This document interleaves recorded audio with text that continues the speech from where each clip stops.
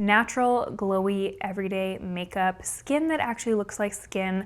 A lot easier said than done, okay? You really have to be intentional with the products you use, the product placement, how you apply the makeup, the tools you use to apply. I'm a professional makeup artist and I definitely specialize more into the soft glam natural side of things. So in today's video, I'm showing you my exact technique to achieve this look. This is pretty much my go-to technique when I want my skin to look really natural and fresh and I want to look like myself but better and put together. So if you want to know how to do really good makeup for every day where you look natural but you also just look like the best version of yourself, keep on watching. The key to a natural everyday look, I think, is the skin. The last thing you really want for every day, in my opinion, is very heavy, cakey looking makeup, and this little tip helps me avoid that. I like going in with a natural glowy base. I'm using the Stay Glowy Super Gel in the shade Star Glow, and I just take a pump on the back of my hand. And I like to pick this up on a spatula brush. I'm gonna link the exact one down below for you guys. And then I just apply a really thin layer of this all over my face. This technique allows me to get a really even application, so it's not gonna be thicker in some places.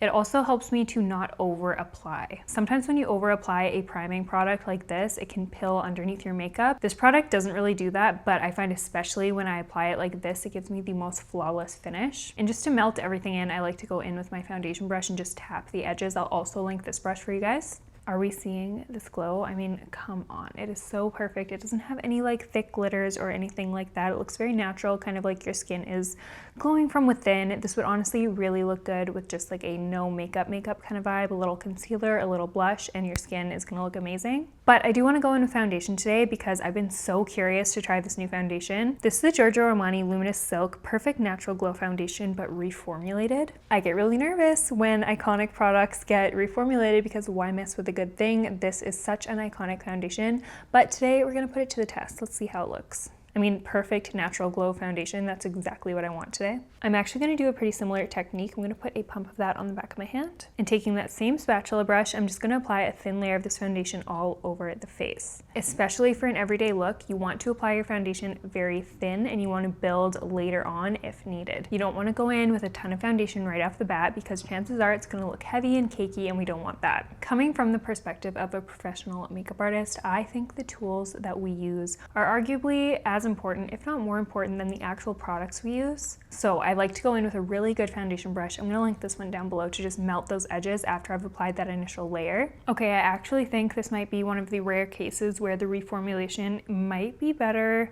than the original, dare I say. This formulation to me is a lot more natural and glowy, like my skin is still peeking through. It's giving a very glowy finish. I really like this so far because I'm not a huge foundation girl. So the glam girlies might be mad about this, but I am not mad about this. Armani actually makes one of my favorite concealers of all time. This is the Armani Luminous Silk Perfect Glow Concealer. I like to be a little bit more sparing with the foundation and then go a little bit heavier with the concealer in areas where I need it because this actually gives you a more natural looking finish instead of really heavy foundation all over the face. I find that when I do more strategic concealing, my base just looks more flawless and more undetectable. Something I love about this formula is it's very thin in consistency, but it actually gives pretty nice coverage. Since it is quite thin, I find that it doesn't settle into my fine lines as much as other concealers do. And this also lasts a really long time throughout the day. So it pretty much checks all my boxes when it comes to a concealer. And surprisingly, no one really talks about this one, and I don't know why. It is literally so good.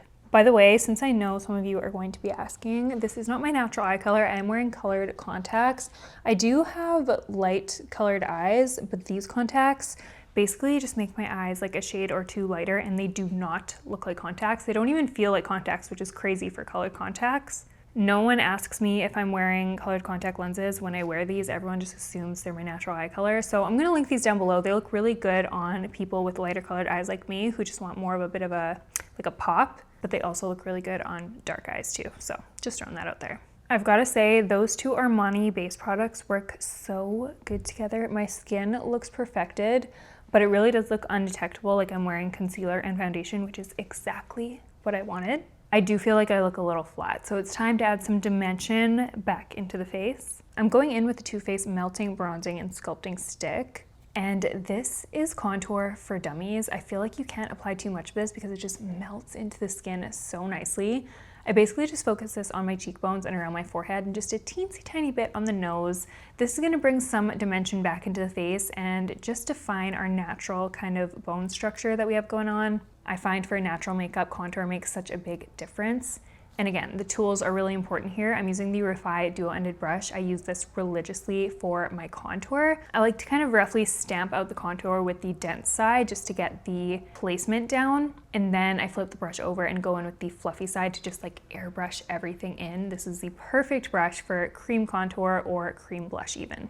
For blush, I've been really gravitating towards like a dusty rose kind of color. I just feel like it goes with any makeup look and it's just really universally flattering in my opinion. But I want something glowy and a little bit sheer. I don't want anything like too heavy, too hard to blend out, too pigmented. I talk about makeup that is too pigmented in the trends I want to see die and stay in 2025 video. I'll put that on the screen and in the description if you want to check it out. It's pretty funny. A lot of you were either with me or you were like offended by the trends that I wanted to see die. So trigger warning before you go watch it, I share my unfiltered opinions in that video. So yeah. Anyway, the blush I'm going in with is the Makeup by Mario Soft Pop Plumping Blush Veil in the shade Rose Crush. I'm applying this with a short, flat sort of stippling brush because I want a lot of control with where I apply my blush. I want the majority of the color to be on the apples of my cheeks because this gives just like a naturally youthful, glowing look. I find this a bit more flattering for more natural, no makeup makeups than the lifted blush application because you're naturally going to see more flush in the actual cheeks. And this color is just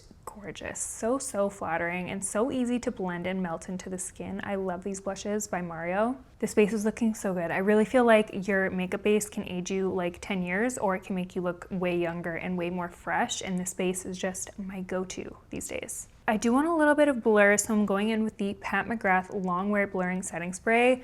I'm just gonna spray a little bit of this on my face. This is gonna make my makeup more blurred and make it last longer. While my skin is marinating, we're gonna move on to the eyes.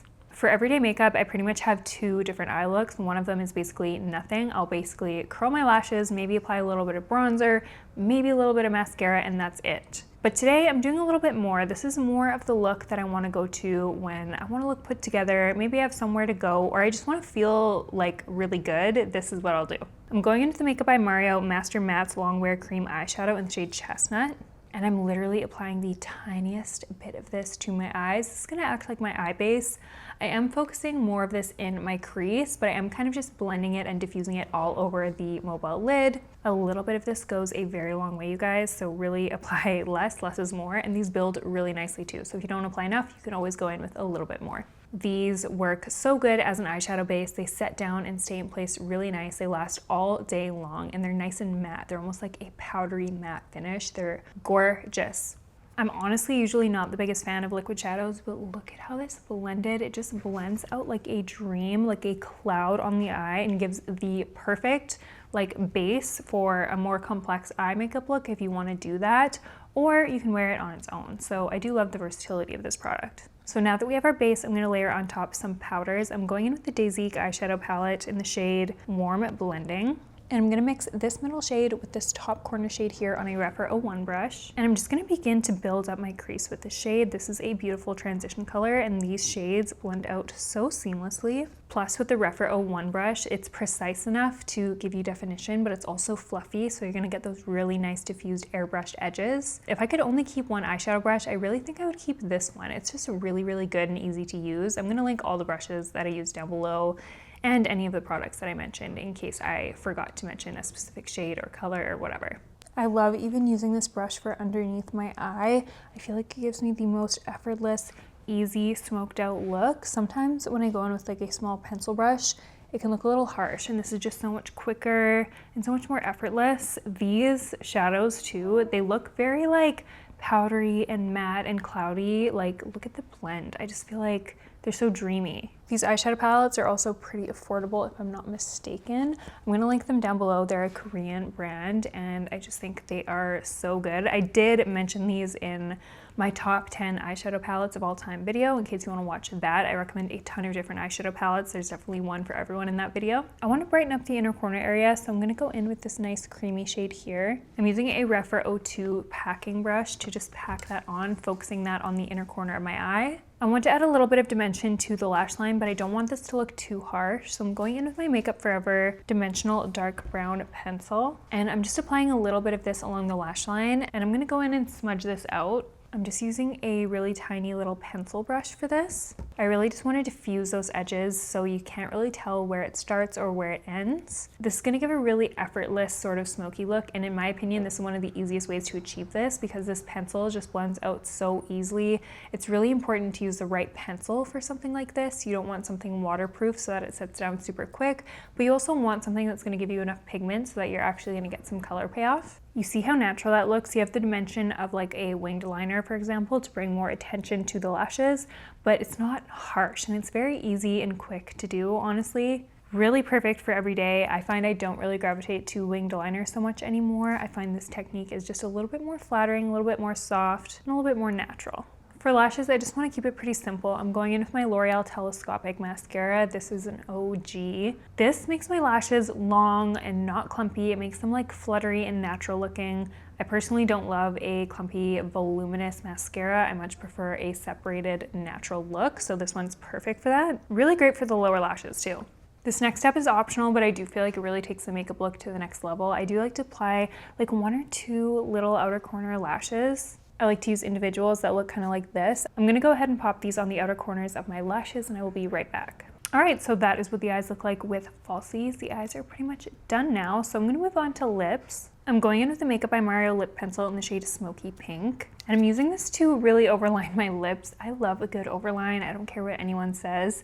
I mainly focus the overline in the center of my lips, so the Cupid's bow and then the center of the lower lip. And then I hug it closer to my natural lip shape on the outer corners. This is gonna prevent my mouth from looking like sort of elongated and weird. This gives more of a pouty look, this technique. So I'm gonna be layering a couple lipsticks for this lip combo. My lip combos are always like at least 3 products. I'm going in with MAC's Peach Blossom. This kind of reminds me of the viral L'Oreal ballerina shoes that's going crazy right now. But I do think this one's a little bit prettier. It's slightly less frosty, which I actually like. It's just a really pretty everyday pink. If you watch me regularly, you know I love a concealer lip. So I am gonna layer a little bit of MAC Flush Pot right in the center of the lip. I just feel like this adds dimension and I just love a pale nude lip. And of course we need a super wet looking glassy gloss. So I'm going in with my makeup brand. This is Cheris Cosmetics and this is our water gloss. Probably the glossiest lip gloss I've ever seen, but obviously I'm biased because I created this. I just love a very glassy high shine finish when it comes to lip gloss. This gloss has a slightly milky finish, so it looks so good on top of a nude lip.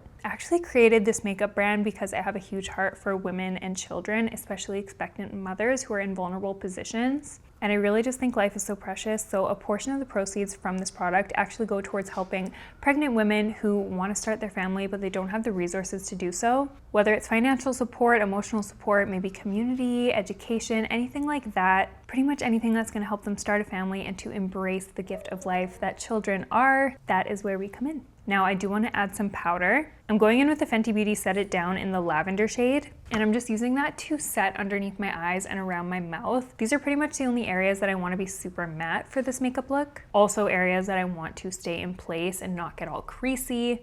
And I've just been loving this powder lately. If you have pale skin like me, this one actually does a really good job of brightening and it really keeps you looking nice and matte all day long. One thing about me is that I'm a blushaholic, so I do want to layer a little bit more blush on top of what we already have going on. I'm going in with the Huda Beauty Toasty Peach Blush Filter Palette. And I'm just taking a Rephr 04 brush and I'm just gonna mix these 2 top shades together. I kind of want a glowy cheek. And this one in the top corner here is like a blush lighter, so I'm really excited to see what this looks like on the cheeks.